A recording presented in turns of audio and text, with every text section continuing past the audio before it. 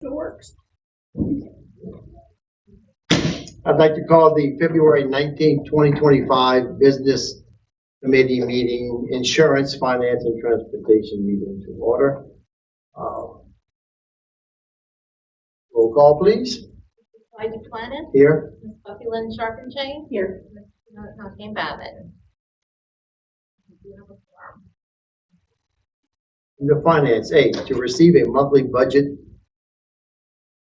to actual report for all major funds for the period through January 31st, 2025. The budget to actuals report is a report of the major funds of the district. As mentioned by Mr. Smith in our review last month, the major funds remain the general fund, the 1995 sales tax salary restricted fund, the salary supplement fund, the 2021 construction fund, which was presented at the Land and Facilities meeting, and the Hurricane Recovery Fund. Activity through the month ending January 31st, 2025 includes the general fund, as indicated on page 3 of the statement. We have collected 59.2% of the revenue budgeted, for a total of $68,779,837. Of this amount, $45.9 million is from the minimum foundation program funding. As indicated on page 20 of the statement, 81.2% of the expenditures budgeted has been expended or obligated for a total of $128,146,354. On page 21 is our 1995 sales tax salary restricted fund. 44.4% of the revenue budgeted has been received, totaling $7,792,550, and 106.6% of the budgeted expenditures, totaling $10,472, has been expended. The salary supplement fund begins on page 23, and we have collected 73.6% of revenue, and that totals $4,578,502, and 97.7% of the budgeted expenditures have been expended, totaling $205,879. And that is the report on the month-to-date action. Thank you, Mr. Chess. Any questions by the board? Okay, we move to item B, to receive a financial report on Hurricane Ida response and recovery to date. Ms. Chastain. So as indicated, pretty much in the middle, we have expended $138,376,033 for Hurricane Ida as of January 31st, 2025. We did not receive any funding in the month of January. Therefore, the total aggregate from FEMA remains at $64,044,375 that we've received. And of this amount received, we have put toward principal and interest $14,044,375. The total amount submitted for reimbursement and the total amount obligated by FEMA is $79,076,911. That's the Hurricane Ida report. Once again, any questions from the board? Hurricane Ida funds, that's the ones we've already submitted and they approved that they would pay for, correct? The $79 million has been submitted, and so it's either under review right now or they are being considered for And the things that Bob talked about tonight, those are, we have to submit once they approve. Correct. Okay. Some of those have not been submitted. They're placeholders there, but there are no values associated with them yet. Thank you. Item C, to receive a report on audit findings from the 2024 annual comprehensive financial report. Ms. Chastity. So this is a report we have to do until audit findings are complete. And so this report will be presented to you within the statements for the next few months because right now we can't say all of these have been completed because of the nature of the actual finding. So the first finding on page 1 was a finding over financial statement closing and presentation. So The resolution to this finding is to make sure that we review everything prior to giving it to our auditors and as close to year end as possible before the auditors come, so that we know that all the information has been calculated and is ready for their review when we give it to them. He had mentioned capital assets needed a few changes and things like that from the prior year, and so it's just a matter of making sure we're staying up to date with everything. And with staffing remaining constant this year, I'm pretty sure that we will be okay with this finding, and it will be resolved when we complete the audit. The second finding was the non-compliance with the Louisiana budget law. And that's on page 2, and this will be just a matter of me reviewing the budget prior to June 30th and presenting to you a budget amendment if necessary prior to June 30th. Last year I did the budget amendment after June 30th, but while I knew that wasn't necessarily the correct thing to do, I did want to make you aware that we had fallen short in some areas and to present you with numbers as well. So we'll just make sure it's timely this year.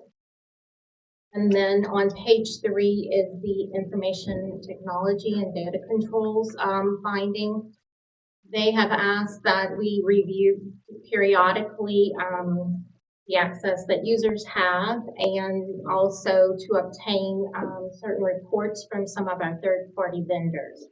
And so I did review in December the end users and the access that they had, and then this one won't be able to be completed probably until closer to the audit as well, because the third-party reports that we need to obtain, those particular providers such as Blue Cross, Sedgwick, which does our workers' comp, and Tyler Technologies, which is our software for our accounting program, they don't come out with those reports until May and September. So I've marked my calendar to make sure that I get those reports and review them prior to the audit. And that's the audit on the findings, the report on the findings.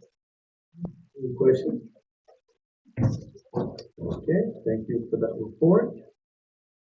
All right, transportation. Is he still there? Yeah. All right. To receive a report on the transportation events from the previous months. Laurie, you have the floor. So we recently concluded our bus driving course at South Lafourche High School. 5 members attended. So now we need to get those individuals to the DMV so that they can receive a permit to then start obtaining some driving hours with our lead drivers. So it's a process to actually go from that course to, hey, I'm ready to be employed. So 3 of those we intend to want to recruit the South area, and then 1 for Thibodaux, and 1 is actually an ag teacher at 6th Ward Middle School. I guess just wanted to have it for trips and stuff like that. So good idea. We recently acknowledged 59 of our drivers and monitors for perfect attendance in January, which was our highest month yet. So 59 really accounts for almost 2/3 of the staff. So that's a big deal that 2/3 of the population show up every day for a day. And look, there's a number that miss one day for random reasons. So like in the grand scheme of things, our attendance is really good. So that's a big deal.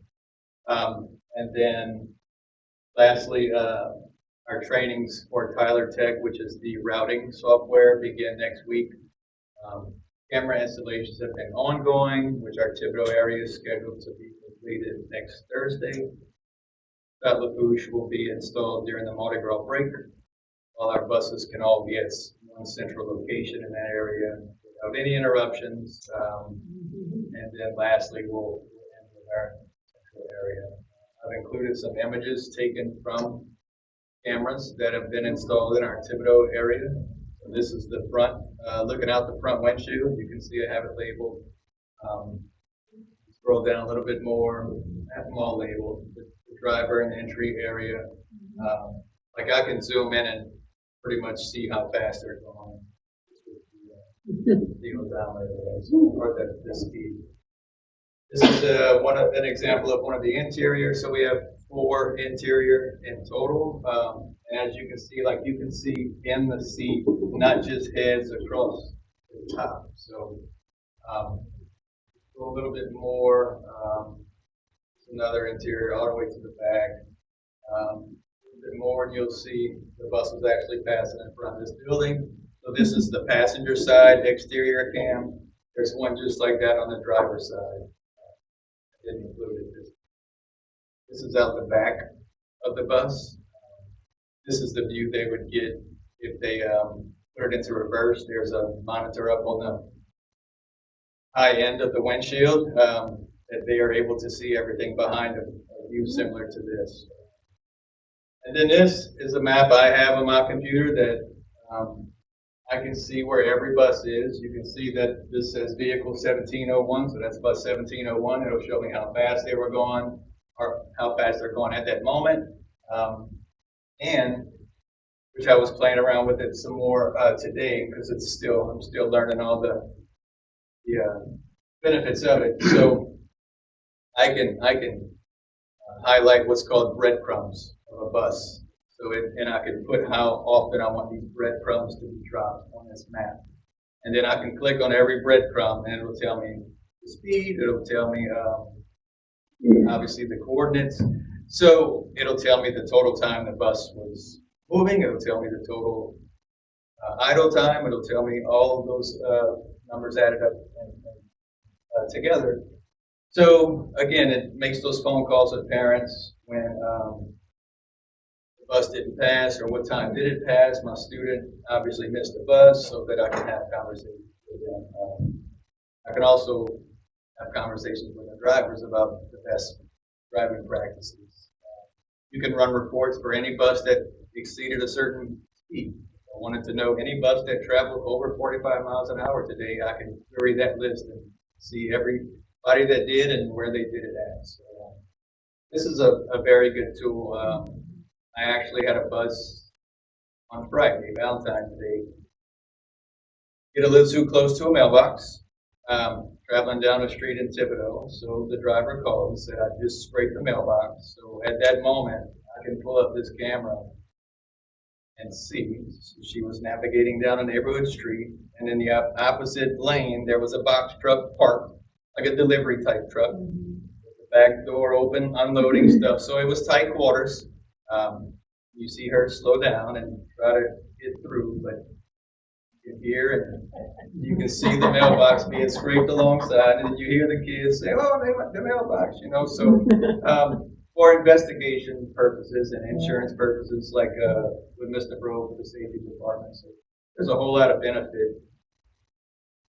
And I don't want anybody to get confused when I show this map and I can see how fast it's going. So this is not the routing. This is just, so the routing is going to help with the routing. This is really realistically a GPS type of system. Doesn't have anything to do with establishing efficient routes or anything like that. The quality of the images and of the video is outstanding. Every camera in that bus has a microphone. So you can select a certain camera if you only want the audio from that camera. You can really hone in on particular areas of the bus. Great product. Any questions? How many cameras on each bus? 4 inside, 4 outside. I like the 4 inside because we won't have any children left on the bus. Well, Everybody goes. That's happened here. Like I have a question about buses and your ability to track their speed. So recently I've sort of intercepted some comments. They've been very vague. So no one's ever, this bus was speeding. But when asked for more information, they can't give me the bus number, you know, so I can't follow up on a bus was speeding. So with that, if we do get some hard facts on bus number 8 was on this road at this time and they were exceeding the limit, we can contact you with that information and you can validate that. Yeah, because right now, there's a lot of people, I receive calls right now, there was a bus speeding down this street, I didn't catch the number. With this, I can now know, I can query. Which bus who should have went been down that street, yeah. And then once I determine what bus was on that street, I can, just like I mentioned, those breadcrumbs, I can click on coordinates and it'll tell me how fast it's going, because a lot of times, we have streets that are 15 mile per hour speed limits, and it sounds like a bus. A bus sounds like a tank coming, Yeah. especially when they're leaving a stop to begin moving. So, I'm not discrediting anyone's comments, but sometimes the sound makes it, puts out a false perception. And look, if they're speeding, I'm gonna find out, and then we can address it then. It's obviously something we can't have, but this will surely aid us in assisting parents and when we receive those calls like that. Yes, sir. What I really like about the cameras is that when there's an incident on the bus, we'll start pointing fingers at each other. Now you got it. I like it. Yeah, and with the multiple cameras, You can hear what they're internal, you know, it's like you can see the one that sort of showed us the middle part of the bus. You sort of lose some of that ability to see inside those seats. Then you go to that farther camera and you've got that bird's eye And view. there's two of them that have them. I only put one, just like I only put one of the passenger side, just so you can get the concept of it all. But there's one at the very back, one at the front, and then two that capture everything in between. There's no question. Any You are other technology questions? savvy for small towns. We're moving on. Without any other business, before this committee, meeting is adjourned.